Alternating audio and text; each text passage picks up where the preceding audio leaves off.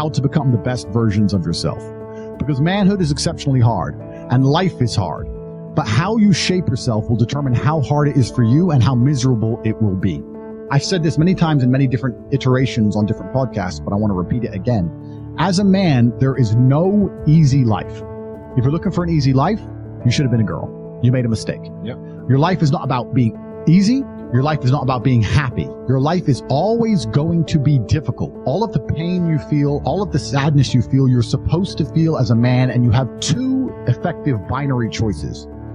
You either go through the suffering and go through the trauma and go through the hardship it takes to be a man of value, or you suffer eternity as a nobody. And being invisible, I would argue, is almost worse. You can have a very stress-free life if you work in Starbucks. You don't care about the Starbucks once you clock off. You're not at work at the time. You go home, you play video games, and you exist until you die. That's stress-free, but you have to suffer being a nobody. Alternatively, you can go out there into the world, try and implement your mark on the world, work hard, try to get rich, more money, more problems.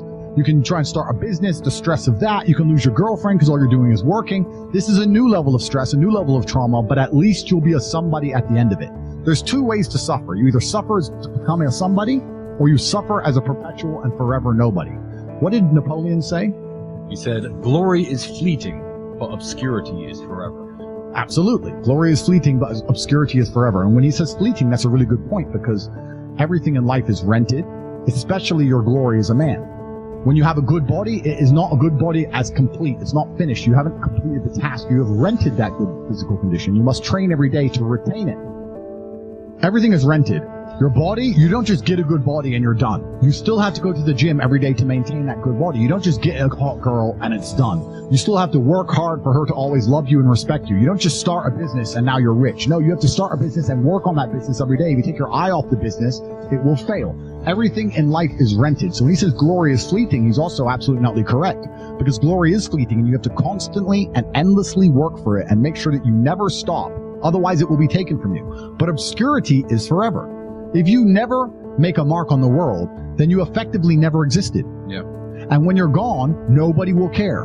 The reason our Father is discussed at length is because of who me and Tristan are, and the reason we will be discussed forever is because who our sons will become. And that's very important, because you have a duty to your ancestors and you have a duty to God. So you must make a choice.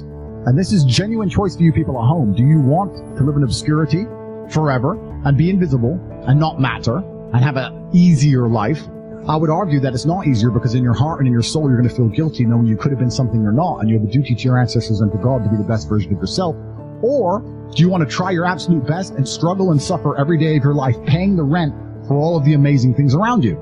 We pay endless rent. We pay rent for our bodies. We pay rent for our relationships. We pay rent to keep our kids. We pay rent to keep our business. We pay rent to keep our freedom. Every single day is work to pay the rent. It's absolutely never ending, and you have to make that choice. So if you have a pen and paper in front of you, you need to decide. Do you want to be invisible with a lower rent bill, or do you want to be important and work hard and suffer to make sure that the rent is paid? It's a choice you must make, and it's binary, and you must be extremely dedicated towards the decision you finally make. What's wrong with the world is that they have attacked the baseline of morality by destroying the most fundamental interactions between humanity, which are the masculine and the feminine, the perfect unison created by God, and by destroying the way men act and women act, and by extension, our collaboration with each other, they can extrapolate that chaos out towards the family unit, the town, the city, the state, the country, and with enough chaos and confusion, the world, then they can come along and say, this chaos and confusion must be remedied. We will remedy it with the following laws, and with more tolerance, and with the following regulations, and with more equality, and these other false gods and falsified ideas which have no genuine intention behind them or any merit in regards to fixing the problem. The only goal for these things is more control in an attempt to create a slave class. So, to condense my answer, they have made the world sick so they can give a false medicine, a false prescription, which leads to them getting more of what they want, which is control over your life, your mind, and destroying any remnants of personal sovereignty you have left. And they cannot install such draconian measures without a degree of confusion and chaos, which is being artificially manufactured down at every single level of society to the most base level interactions, especially between how men and women interact, because men and women create children, which own the future.